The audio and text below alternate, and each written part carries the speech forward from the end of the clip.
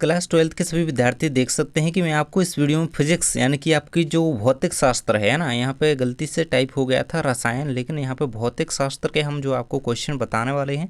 देख सकते हैं कि आपका सिलेबस जो है त्रैमासिक परीक्षा 2024-25 के लिए यही सिलेबस है, यही चैप्टर्स आपके पूछे जाने वाले हैं, है ना।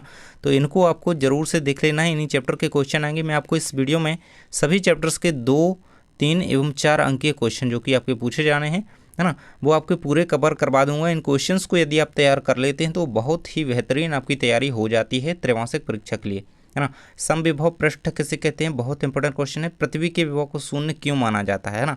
जल्द ही ऑब्जेक्टिव क्वेश्चन का ये वीडियो आने वाला है, तो बिल्कुल से बताइए कि आपको किस सब्जेक्ट का वीडियो चाहिए है, तो मैं उसी प्रकार से वीडियो लाऊंगा।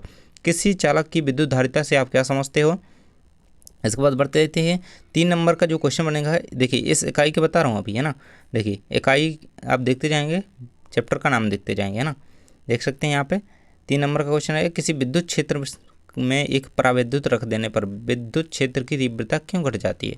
इसके बाद क्या है, समविभव पृष्ठ की 4 विशेषताएं लिखिए। तो 4 अगर पूछी गई तो 4 नंबर में आएगा, है ना। 4 आपको याद रखनी चाहिए, अगर 3 नंबर में आया तो कंप्लीट तो रहेगा ही, है ना। इसके बाद है समांतर क्रम या श्रेणी क्रम में जुड़े संधारित्रों की तुल्य धारिता के लिए व्यंजक प्राप्त कीजिए, ये रहेगा आपका। इसके बाद आप यहाँ पे चलिए आगे बढ़ते हैं। धारा विद्युत जो आपकी सेकंड इकाई है, इससे विद्युत धारा जो आपका अध्याय नंबर 3 है, इससे जो इंपॉर्टेंट क्वेश्चन है 2 अंकीय। चलिए इनको हम कवर कर लेते हैं। ओम का नियम भाई बिल्कुल लिख के रख लो, ये आएगा ही, है ना। यदि एन सेल जिनके मध्य विद्युत वाहक बल ई तथा आंतरिक विरोध प्रतिरोध आर है ना, तो इसका आंतरिक प्रतिरोध आपको ज्ञात करना है। इसके बाद है व्हीटस्टोन सेतु क्या है, इसका सिद्धांत समझाइए। तो 4 नंबर में क्वेश्चन बनेगा, लेकिन आपको सेतु क्या है इसको पता होना चाहिए, है ना।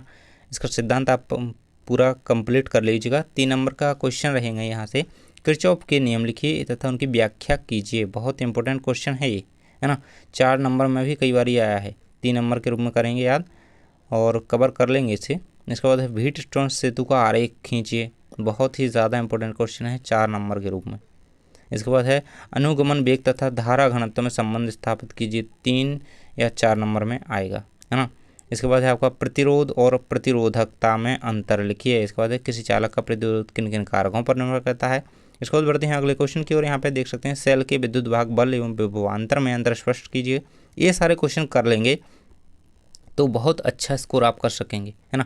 देखिए एक ना एक न्यूमेरिकल आता ही है, देख सकते हैं 10 वोल्ट विद्युत वाहक बल वाली बैटरी जिसका आंतरिक प्रतिरोध 3 ओम है, जिसका किसी प्रतिरोधक से संयोजित है। यदि परिपथ में धारा का मान 0.5 एमीटर है तो प्रतिरोधक का प्रतिरोध क्या है ना। धारा के चुंबकीय प्रभाव एवं चुंबकत्व, इकाई 3 के जो चैप्टर 4 है गतिमान आवेश एवं चुंबकत्व, और 5 चुंबकत्व एवं द्रव्य, इनसे क्या क्वेश्चन आएंगे भाई।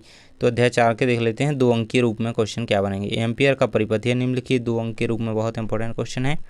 चुंबकीय क्षेत्र रेखाओं के गुण लिखिए, बहुत इंपॉर्टेंट, लगभग आएगा ही ये तो आएगा ही, है ना। चुंबकीय क्षेत्र रेखाओं के गुण आते हैं। लॉरेंज बल के आधार पर चुंबकीय क्षेत्र के मात्रा को परिभाषित कीजिए। अमीटर और वोल्टमीटर में अंतर, भाई अंतर एक ना एक जरूर से आएगा, तो याद कर लेना। अमीटर और वोल्टमीटर में आता है, बहुत आता है बोर्ड में, बहुत ज़्यादा इंपॉर्टेंट है। बायोसेवर्ट का नियम लिखिए। इसके बाद है एम्पियर का परिपथीय नियम लिखिए तथा इसे बायोसेवर्ट नियम से व्युत्पन्न कीजिए। आपका 4 नंबर में क्वेश्चन बनेगा।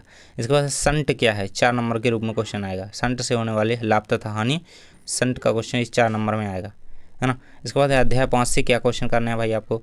तो 2 अंक के रूप में अध्याय 5 से क्वेश्चन रहेंगे। एक समान चुंबकीय क्षेत्र में कार्य करने वाले बल युग्म के आघूर्ण का व्यंजक ज्ञात कीजिए। अनुचुंबकीय, प्रतिचुंबकीय तथा लोह चुंबकीय पदार्थों के 2 उदाहरण दीजिए, है ना। इसके बाद है तीसरे नंबर का प्रश्न है, चुंबकत्व के अंतर्गत कूलम के व्युत्क्रम वर्ग का नियम लिखिए तथा इसकी सहायता से एकांक ध्रुव को परिभाषित कीजिए। इकाई नंबर 4 देख सकते हैं यहाँ पे, विद्युत चुंबकीय प्रेरण एवं प्रत्यावर्ती धारा। इसमें क्या है, अध्याय नंबर 6 और 7 है आपका, बस ये इतना ही आपका आना है, इन्हीं के देखेंगे आप, है ना। 2 अंकीय क्वेश्चन क्या रहेंगे इससे। तो विद्युत चुंबकीय प्रेरण किसे कहते हैं, देखिए ये क्वेश्चन है। इसके बाद है विद्युत के जो फैराडे के विद्युत चुंबकीय प्रेरण संबंधी नियम लिखिए। लेंज का नियम लिखिए। देखिए ये इंपॉर्टेंट क्वेश्चन सभी हैं, ये करना ही है क्योंकि ये सिलेक्टेबल हैं। स्वप्रेरण एवं अन्योन प्रेरण में अंतर है, 4 नंबर में कई बार पूछा गया है। इसके बाद है प्रत्यावर्ती धारा जनित का नामांकित चित्र बनाइए, 4 नंबर में क्वेश्चन आएगा, है ना। इसके बाद है स्वप्रेरण किसे कहते हैं, 2 अंक के रूप में देखेंगे। इसके बाद है फ्लेमिंग का दाएं हाथ का नियम लिखिए, 2 नंबर के रूप में क्वेश्चन आएगा। इसके बाद है एक हेनरी मात्रक को परिभाषित कीजिए, 2 अंक के रूप में क्वेश्चन आता है। इसके बाद अन्योन्य प्रेरण किसे कहते हैं समझाइए, है ना, अन्योन्य प्रेरण। स्वप्रेरण के अथवा में आ सकता है 2 अंक के रूप में। इसके बाद है 4 अंक के रूप में जो क्वेश्चन बनेंगे आपके इससे, है ना, स्वप्रेरकत्व क्या है, एक लंबी परिनालिका के स्वप्रेरकत्व का व्यंजक निगमित कीजिए।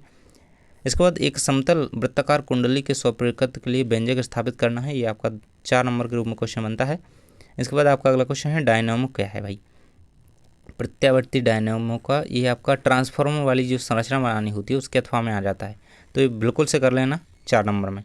इसके बाद आपका अध्याय नंबर 7 है, उसमें 2 अंक के प्रश्न क्या रहेंगे, प्रत्यावर्ती धारा और दृष्टि धारा में अंतर। देखिए कभी कभी ये 3 नंबर में भी दे देते हैं, कभी 4 में और कभी 2 में, तो बिल्कुल 4 अंतर याद कर लेना इसके, तो है ना। इसके बाद प्रत्यावर्ती धारा के विद्युत अपघटन क्यों नहीं होता, ये 3 नंबर के रूप में क्वेश्चन रहेंगे, है ना। इसके बाद है गुणता गुणांक क्यू क्या है, इसके लिए सूत्र लिखिए भाई, 3 नंबर में ये क्वेश्चन बहुत बार आया है। इसके बाद 4 अंक के जो क्वेश्चन रहेंगे इस चैप्टर से, ट्रांसफॉर्मर की व्याख्या निम्न बिंदुओं के आधार पर कीजिए, लगभग ए आएगा ही, हर बार ये क्वेश्चन आता है ना। तो इसमें क्या लिखना होता है आपको, इसका ट्रांसफार्मर का सिद्धांत और इसका चित्र बनाना होता है, नामांकित चित्र, और इसके ऊर्जा क्षय के कारण तथा इसे कम करने के उपाय, है ना, परिणमन अनुपात का सूत्र। वैसे ये तो कम आता है, लेकिन ऊर्जा क्षय के कारण तथा इसे कम करने के उपाय, सिद्धांत और चित्र जरूर से कर लेना। इसके बाद है इसी परिपथ में संधारित्रों के प्रतिघात से क्या तात्पर्य है, इसका व्यंजक प्राप्त कीजिए। इसके बाद है एसी परिपथ में प्रेरक के प्रतिघात से क्या तात्पर्य है, इसका व्यंजक प्राप्त कीजिए। इसके बाद है एसी परिपथ के लिए, है ना, आपको प्राप्त करना है, जो आपको यहाँ पे व्यंजक दिया गया है। तो यहाँ तक हमने जो है आपके जो चैप्टर आने हैं उन सभी के इंपॉर्टेंट क्वेश्चन आपको बता दिए हैं, 2, 3 व 4 अंक के।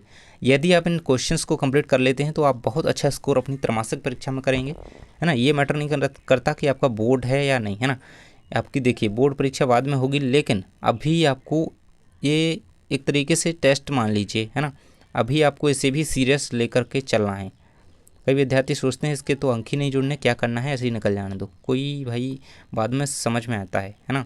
तो अभी अच्छी तरीके से करिए इसकी तैयारी, क्योंकि अभी की तैयारी ही बात के लिए काम आएगी। थैंक्स फॉर वॉचिंग, मिलते हैं नेक्स्ट वीडियो में।